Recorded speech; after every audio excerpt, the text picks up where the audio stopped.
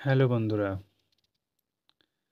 তোমরা যারা ভাবছো বুল রান শেষ, তোমরা এটা ভুল ভাবছো। কারণ তোমাদের এখনও মার্কেট শুরুই হয়নি। কারণ ডোনাল্ড ট্রাম্প এর আগে যখন শপথ নিয়েছিল, তারপরে কিছু ডাউন দেখা গিয়েছিল, তারপর ঠিক আপে গিয়েছিল। তখন বলেছিল যে ওটা 1 লাখ ক্রস করবে, তা সেটা করেছে। সো এখন টার্গেট হচ্ছে 2 লাখ, এটাকে ক্রস করাবে এই বুল সেশনে।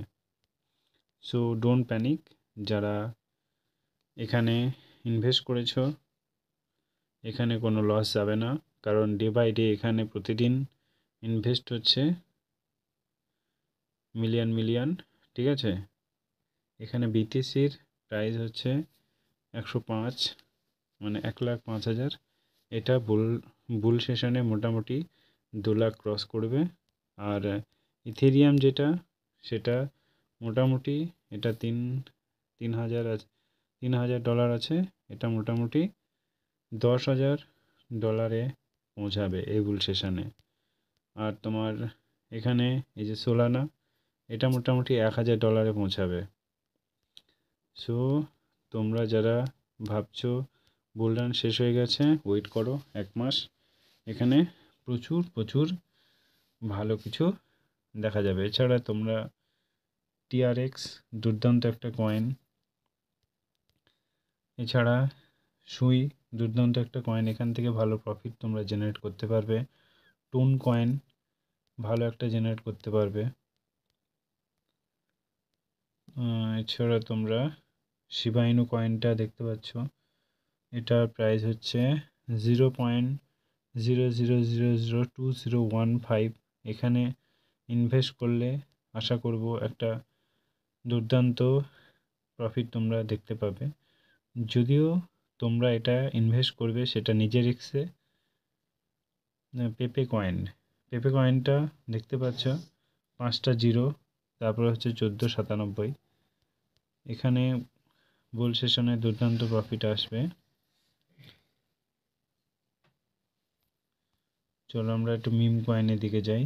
মিম কয়েনে কিছু কয়েন আছে যেগুলো আপকামিং সময়ে ভালো প্রফিট এখান থেকে দেখা দেবে।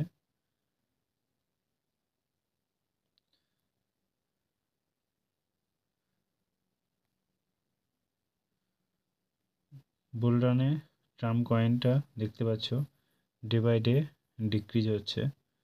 সো এটাও আপ হবে, জাস্ট ওয়েট।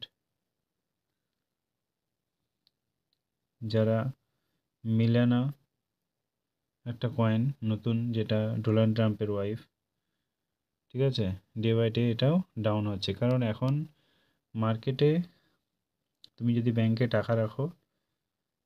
যদি টাকা রাখো, সে টাকা কিন্তু ইনফ্লুয়েন্স হচ্ছে, ডে বাই ডে তার দাম কমে যাচ্ছে। কিন্তু বিটিসির ক্ষেত্রে উল্টো, ডে বাই ডে দাম বাড়তেই আছে, ঠিক আছে। সো এটা প্যানিক করার দরকার নেই, এটা অল টাইম হাই দেবে।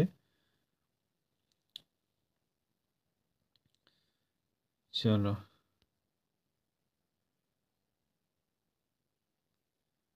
আমরা যদি এখানে আসি, তাহলে কিছু এআই কয়েন আছে, এগুলো দুর্দান্ত তোমাদের প্রফিট দেবে।